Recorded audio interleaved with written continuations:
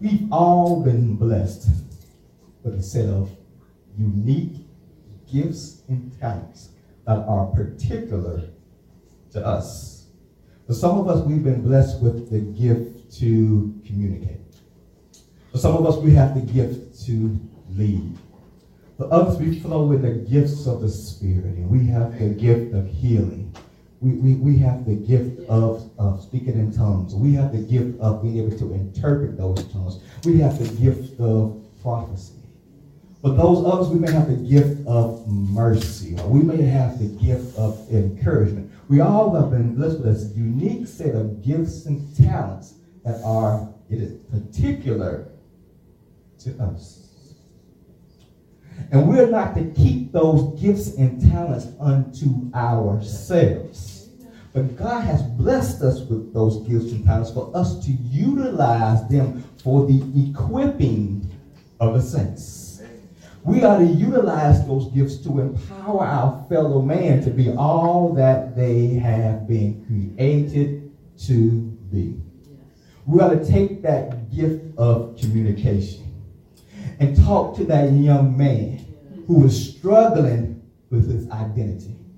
Talk to that young man who's trying to figure out if life is still worth living. Talk to that young man that sees no hope in life anymore and encourage him to hold on.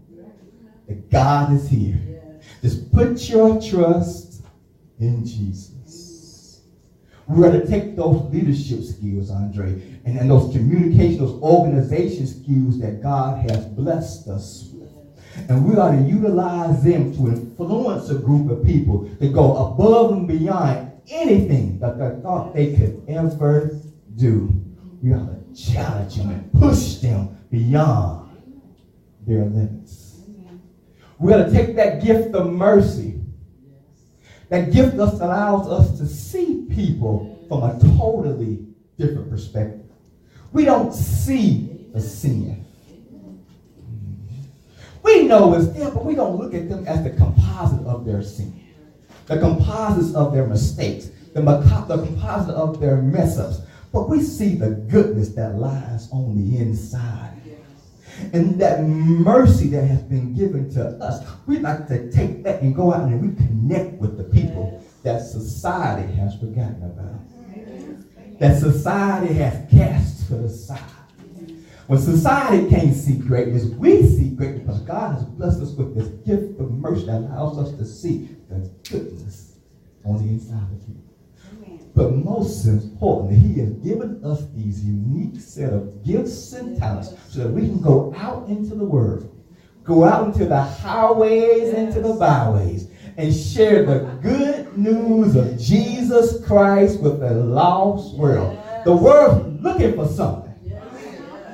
And many of them are looking for that something in all the wrong places.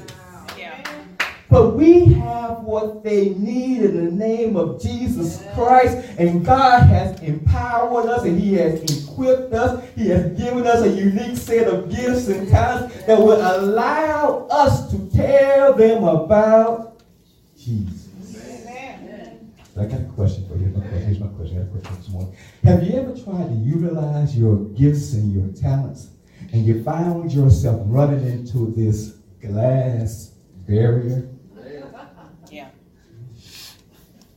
Have you ever tried to pursue a particular goal? And as you're pursuing a particular goal, you find yourself once again running into this glass barrier. Have you tried to walk in your purpose? Do that which you have been created to do, but once again, you find yourself running into a glass barrier. Or how about your relationships? Have you found yourself in a relationship and that thing started off on fire? Ooh, this is mine. This is the one for me. But then all of a sudden you begin to plateau.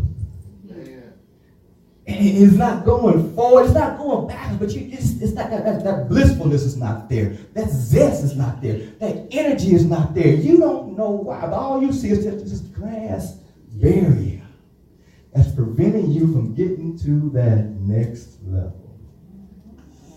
And by glass barrier, I'm talking about this type of wall.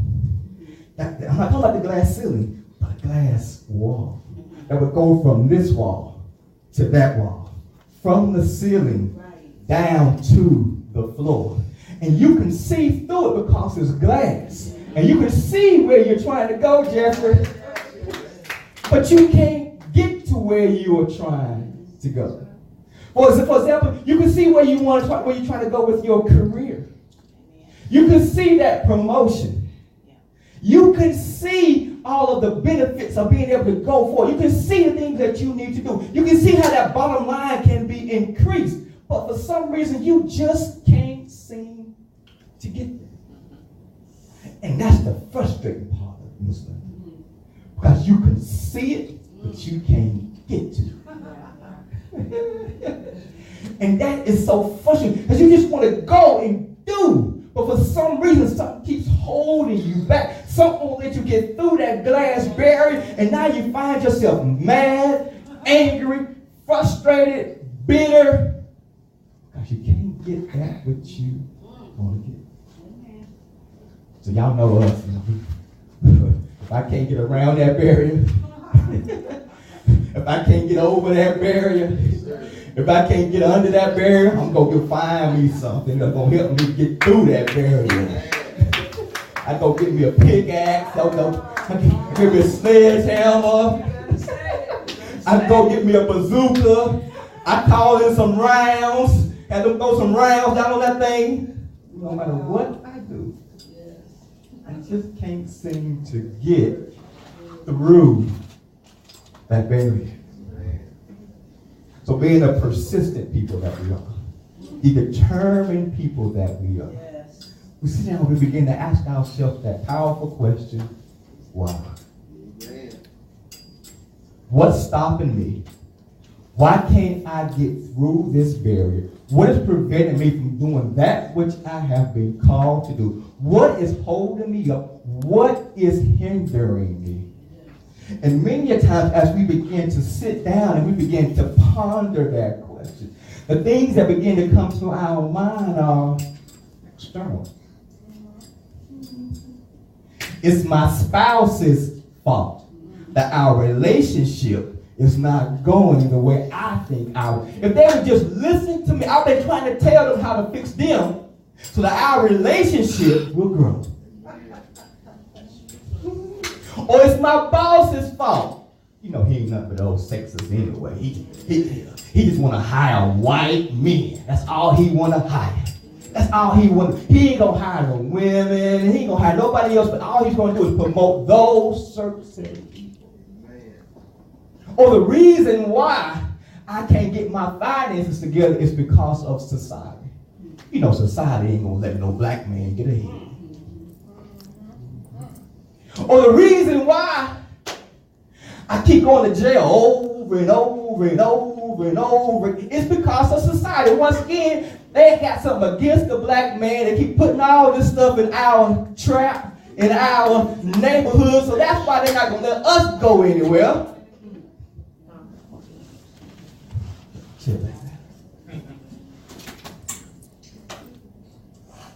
And while some of that may be true, there's an element of truth in all of that stuff that we just said. But here's the question for you. When you begin to look at that glass barrier, when you look at that glass barrier, do you see a reflection of yourself? Amen. Amen. Do you see your issues? Even I see yours, yeah. Do you see your mistakes? Do you see your faults?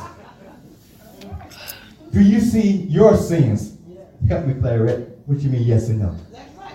You see what you ain't. You see what everybody's doing, but you don't see what you're doing. There you go. There you go. There you go. There you go. I can see what my wife did. I can see how she messed up. I can see what my boss did. When I look at the reflection in the mirror, I only see what I want to see when I look at myself. I like that. Help me preach this. I only see what I want to see. I only want to see all those excuses that are running through my head. I say, I'm arguing with anybody ever argue with your spouse? Man, ain't even around. Y'all know y'all be doing it. You be arguing with them in your head. If they would have just done this. If they would have just done that. I told them this was going to happen. It's their fault. They crazy. They stupid. Arguing with them. Y'all deaf on the side over here. But if you really start to think about that thing, you don't see anything that you contributed to that argument. Amen. Because all that anger that you have at them, all that vitriol that you have going towards them is preventing you from seeing yourself.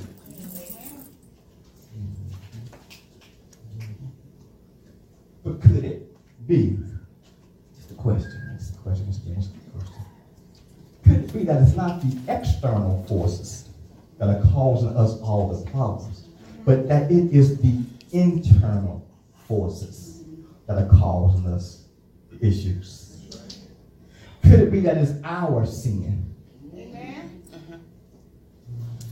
Our complacency, our laziness, our inconsistencies, our lack of confidence in ourselves, our failure to seize the opportunity when the opportunity is right there in front of us. Could it be that it's us?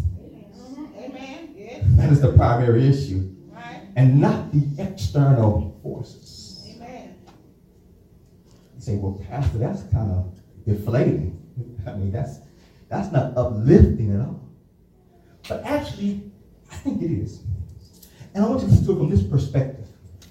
Who can you change the most? Yourself. Look, for the first 5 to 7 years of my marriage, I tried to change Lady Ann. I did everything I could to make her change. I can't change her. Amen. I can influence her.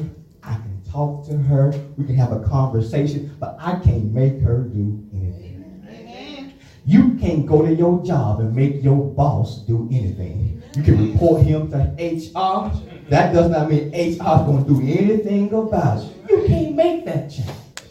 You can't go out there into society and make all the white people start loving all the black people. Amen. And if you really want to tell the truth, you need to try to make all the black people start loving all the white people. Amen.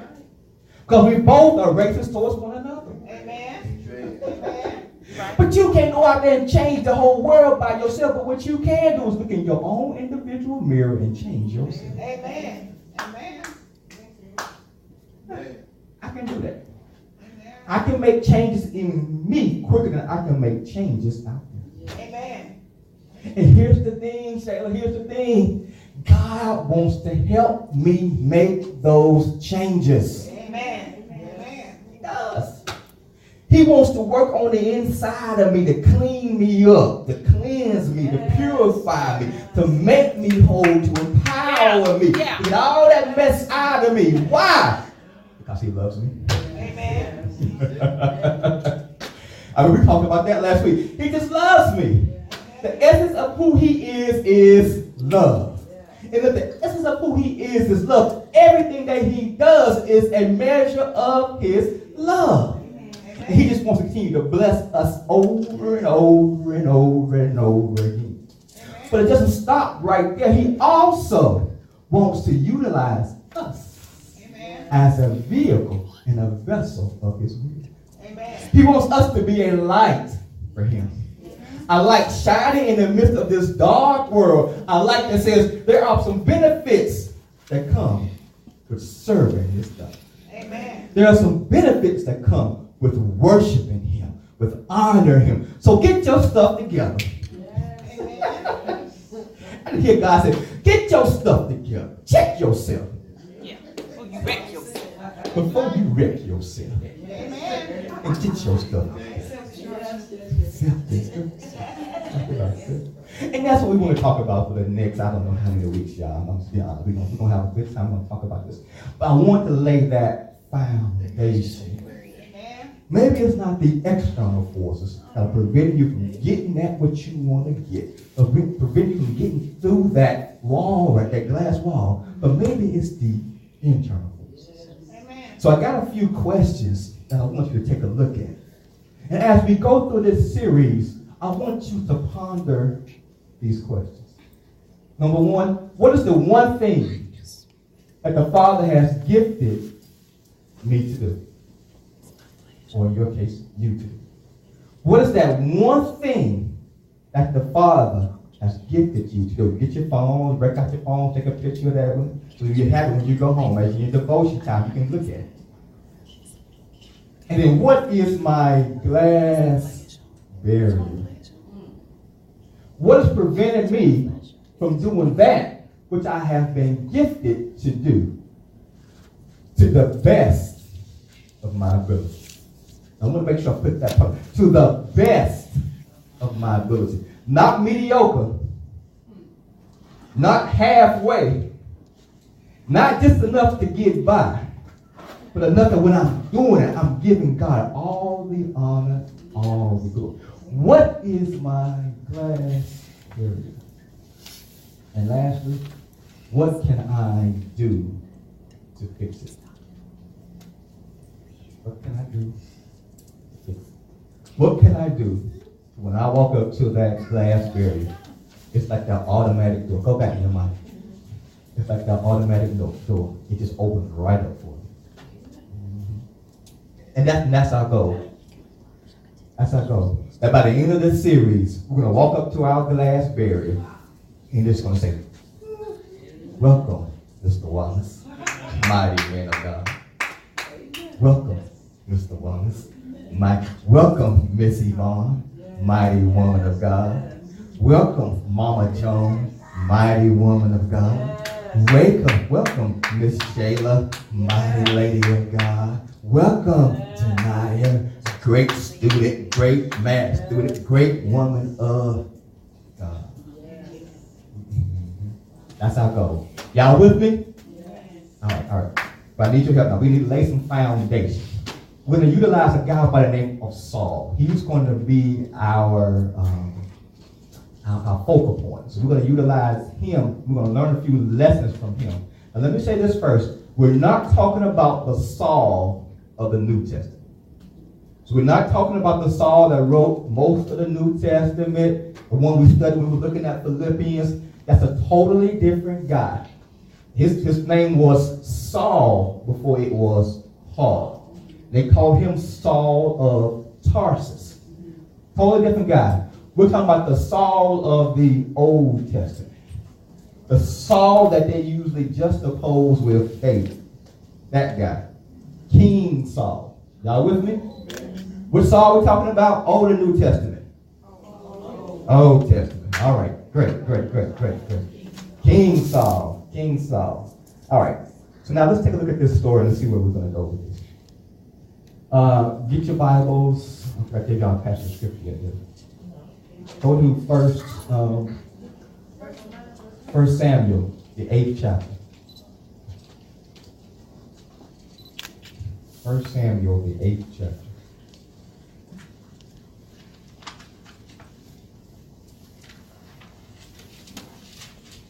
Jules, do me a favor. After service, don't let me forget to pray for the children. 1 Samuel, 8th chapter. Everybody there? Just hold your spot right there. I'm going to set this up. We'll start talking about the story, and we'll come in. So now, this is the period immediately after the period of the judges. If you remember with those judges, those various different judges were the actual leaders of Israel. They were more like the spiritual leaders of Israel. So you remember Samson and my man, what's the one we did? What's the one who was scared? Talk about the fleas. Gideon, all those guys were called judges. Deborah, all of them, they were judges. Now Samuel is the last of the judges. A guy by the name of Samuel. But Samuel is getting somewhat old now. And he's getting old, and Samuel has kind of put his sons in charge of the business, of the ministry, so to speak. And his sons, them jokers ain't no good. Them some sorry jokers. They bribing everybody. They trying to get every piece of dollar that they can get. They got all different types of corruption and stuff going on. So the people like, hold up, we got to do something about this. So the various different elders, or what we may call tribal leaders, gather together with Samuel, and they get with Samuel, they say, we need to talk about this. Now look at what they say. Look at verse number 4. 1 Samuel, the 8th chapter. Look at verse number 4. It says, then all the elders of Israel gathered together and came to Samuel at Ramah. And they said to him, behold, you have grown old, and your sons do not walk in your ways. Listen to this. Now appoint a king for us to judge us like all the nations. Somebody, y'all highlight that. That part where it says, judge us like all the nations.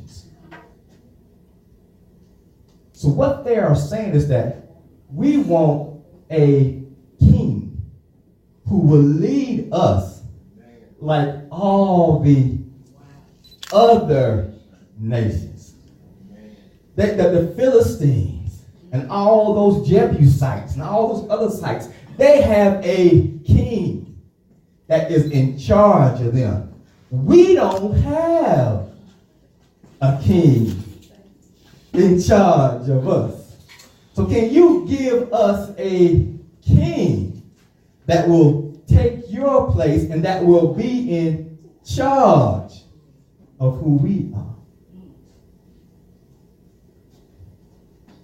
But what they don't understand is they were not created to be like all of the other nations.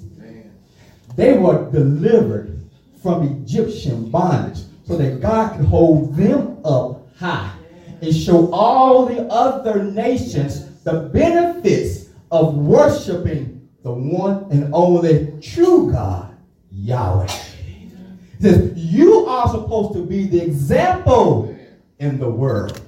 But now you are asking to be like everybody else.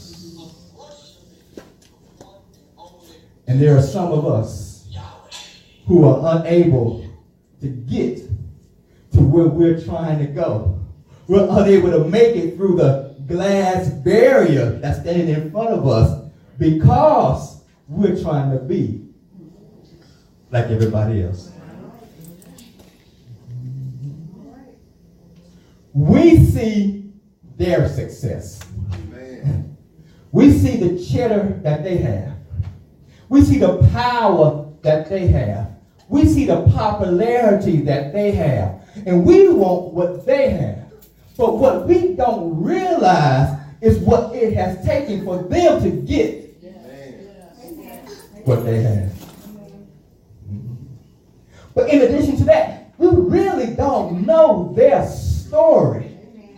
We really don't know what's behind that mask.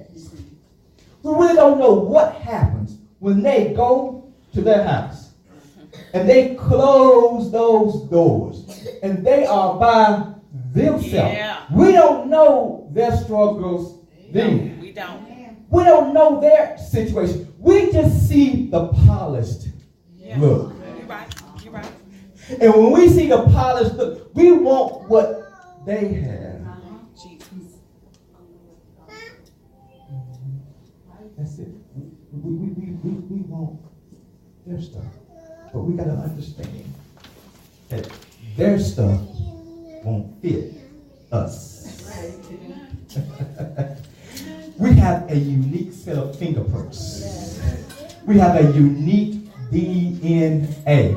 We have a unique set of vocal cords that allow us to articulate. We have a unique personality. We are a unique creature. And we cannot be like anybody else. Well, Pastor, does that mean I can't kind of look at somebody and learn some life lessons? No.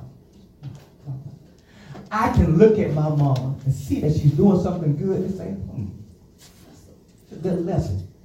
Maybe I can learn a little bit from that lesson. But there is a difference between learning a life lesson and trying to be somebody else. I can extract something from her that she is doing, add it to my game, and better myself. But if I try to be mom, if I try to walk like her and talk like her and act like, if I try to do everything like her, I'm not being who I have been created to be. And I can't be the best version of me trying to be a fake, phony imitation of her. It won't work. Her DNA don't match my DNA. And she's my mama. But it don't match. Her skill set don't match my skill set. Her mindset don't match my mindset. God created me for a specific purpose, to do a specific thing, and I have to be who I am in order for me to maximize who I have been created to be. Amen. How many football fans I got in the house? How many football fans? Got football fans? The football fans are right around the corner. College football starts next week. The week after that, we got professional football. I'm ready. This thing ain't ready. The house shuts down. It's football season. And the NFL is known as a copycat league. When one team begins to do something and it succeeds, all the other teams begin to do something and they want it to succeed. What was the thing last year? Philadelphia Eagles. They started doing what they call with their RPOs, run pass option. When the quarterback fakes, he rolls out. He got a guy coming, he has the option to either run the ball or he can pass the ball. And they did it so great. Won the Super Bowl with that thing. Hallelujah. Beat them Patriots. They won. But then everybody else has started to emulate that and copycat that stuff. But here's the issue. If your team does not have the personnel to run that type of offense, it will not succeed. If you have this quarterback, all he can do is just drop back. And he can throw that ball, and he can throw that thing good. But if you get him outside of the pocket, that joker's so slow. A turtle can outrun him. That RPO stuff will not work for him. You're better off trying to draft you a quarterback or change your offense. Amen. Same thing applies to many of us. We are trying to be something that we were not created to be. And as we are trying to be something that we are created to be, we can't be the best version of us. I can learn, but I can't be somebody else. I can acquire, but I can't be somebody else. God has created me to be somebody special. And I can't see the greatness that lies on the inside of me, but trying to look at somebody else and to be who they are. But stop looking at them and start looking at him. Woo! And as you look at him, say, God, what do you have for me? Amen. Because as the songwriter said, what God has for me, it is for me. And I don't know about y'all, but I want to get everything he has for me while I am on this side. I don't want to be like that book, like a prayer of Jabez, and when I get to the other side, get all this stuff lined up. Say, this was for you. This was for you. This was for you. This was for you. This was for you. But you did not get any of that because you were trying to be somebody else. If you would have just been yourself, did what you were supposed to do, the blessings would have failed over and over and over and over again. But you got to be you. Yeah. Not somebody else. But you got to be. You look at that ball down for a focus. Amen. All right. So the children of Israel have asked Samuel, the last judge, the last prophet, to give them a king.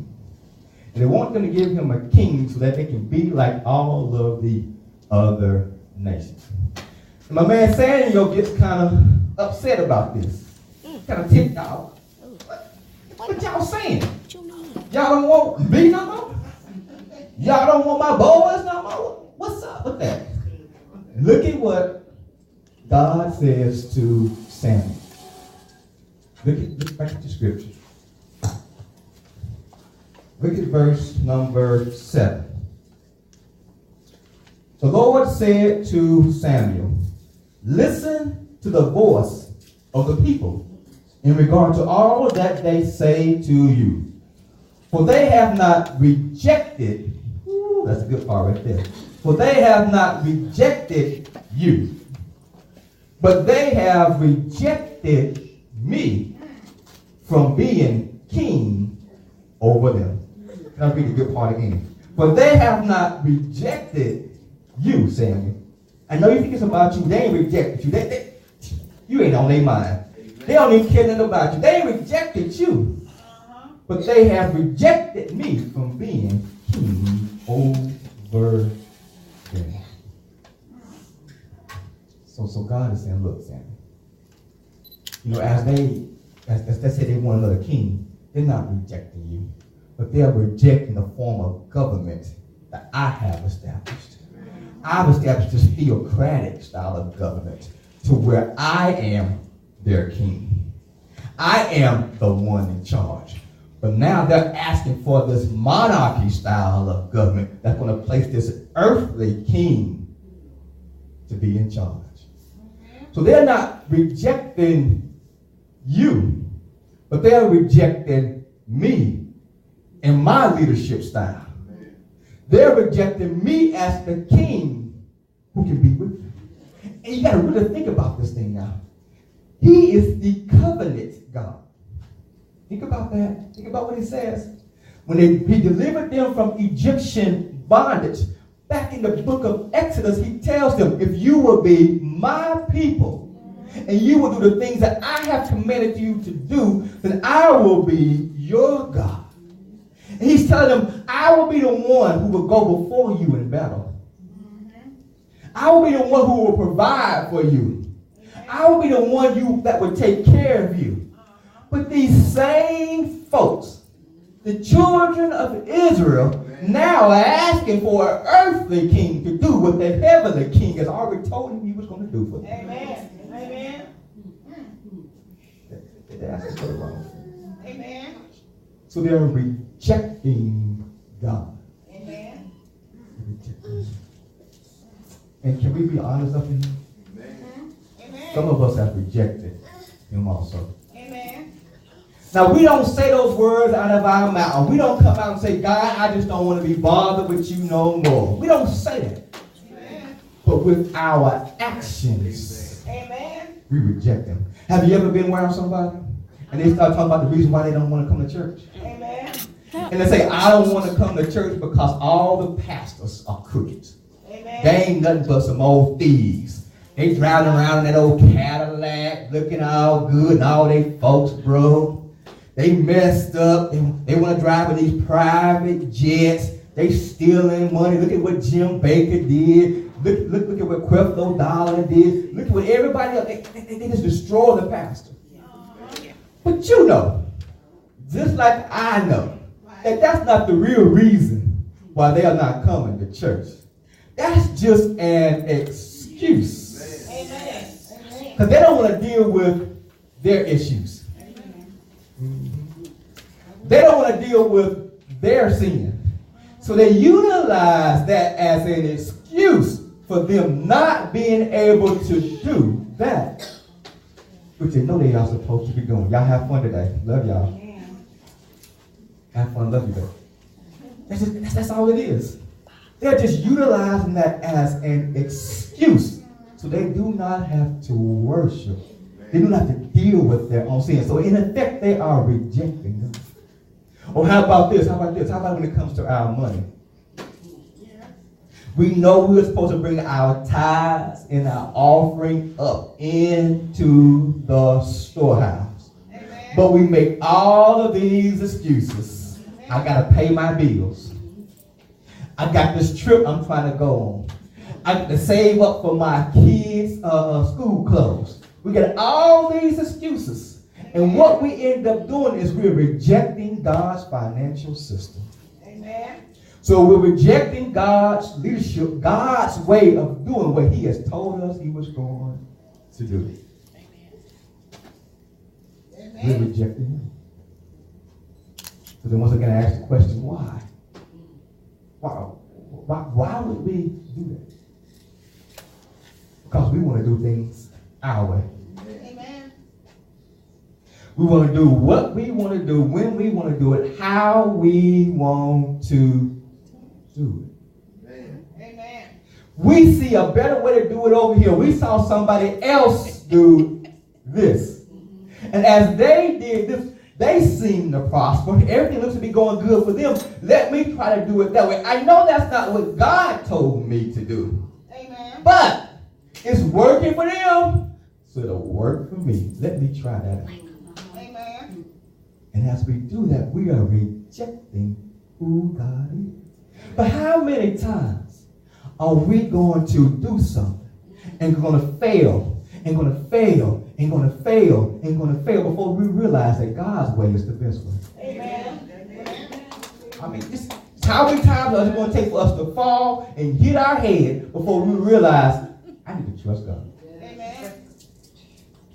But Pastor, I tried that stuff before. I tried to trust him, but God kind of slow, Pastor. I be needing my stuff right now. It takes him a long time to deliver. Or sometimes that's that stuff God be telling me to do. That don't make any sense to me. Yeah. Been there. Done that. I mean, I understand where you're coming from. But here's the thing. That's where faith comes in. Amen. That's it. When that stuff does not make any sense to you, that's where your faith comes in. That's where faith comes in. Faith says, okay, it does not make sense to me, but I'm still going to walk with that. Faith says that it's not showing up in the timetable that I would like for it to show up, but I trust God. Faith says, I got another way to get this done. But I'm not going to do this thing my way. I'm going to do it God's way. So I'm just going to walk with him. Amen. The Bible says, stand up, go ahead. The Bible says that the steps of a righteous man are ordered by the Lord. Amen. The steps of a righteous man are ordered by the Lord. That means that, okay, I don't know how it's going to work out. I don't know when it's going to work out. I can't fix this thing on my own, but I'm just going to trust him. Amen. That's it. I don't want to do it. I'm just going to trust him. Amen. And that's what we have to get to. We have to get to a point where we're going to say, I just trust Jesus. Amen. He's the chief fixer-upper. He is the one who can make this situation right. He is the spiritual handyman. I'm just going to put my trust in Jesus. Amen. That's it. The children of Israel are looking at somebody else to fix their issue. They just need to trust Jesus. Amen. That's it. That's it. All right. So last one we got here, y'all. Last one. All right. So he tells Samuel, man, it's not about you, dog. It ain't about you.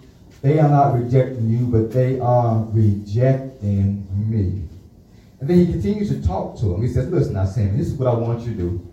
You go talk to the people. And as you go and you begin to talk to the people, this is what I want you to say. Look at what he says right there in verse number 10. So Samuel spoke all the words of the Lord to the people who had asked of him a king.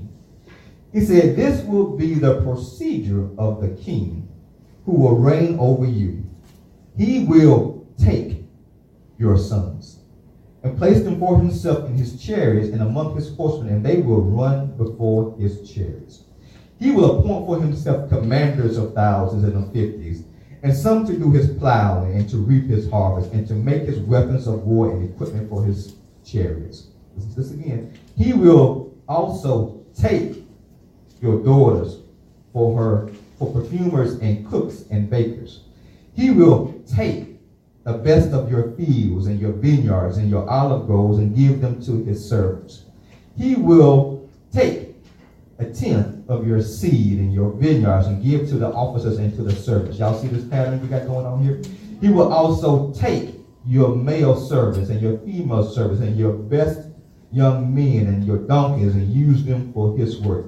He will take a tenth of your flocks and you yourselves will become his servants. Then you will cry out in that day because of your king. Not my king, but your king, whom you have chosen for yourselves. But the Lord will not answer you in that day. Y'all see the pattern? Y'all see? It says, you can ask for this king. And we can give you this king. But this king is going to be a taker. This king is going to constantly take from you. He's going to take your children. He's going to take your crops. He's going to take your livestock. He's going to take everything that you have and not use it for your good. But he's going to use it for his own individual, his own personal good. You want that for your king? Are you really sure that's what you want? That you want this guy to be your king? Are you really sure that you want a king to replace me? The one who seeks to give to you, not take from you. Amen. Amen. Amen. God says, I want to pour you out a blessing that you have not room enough to receive. Amen. He says, I want to bless you over and over and over. He says, I want to empower you. Amen. I want to encourage you. I want to mold you and shape you. I want to deliver you. I want to heal you. I want to save you. I want to redeem you. I want to do things for you. But this king that you're asking for, he wants to take things away from you. So are you really sure, once again, that that's what you want? Amen. It's almost like to ask ourselves that question. Do I want a taker or do I want the giver? Amen. Amen. Because some of us have been pursuing the taker. And he's not walking around with this big old T on our forehead. But for some of us, he looked good. He was about 6'4", dark skinned, handsome, said the right things at the right time. And we started off well. But after a few months, we just realized that he was nothing but a taker. For some of us, he was about 5'5", right? Brown skin, 34, 26, 34. She's a brick.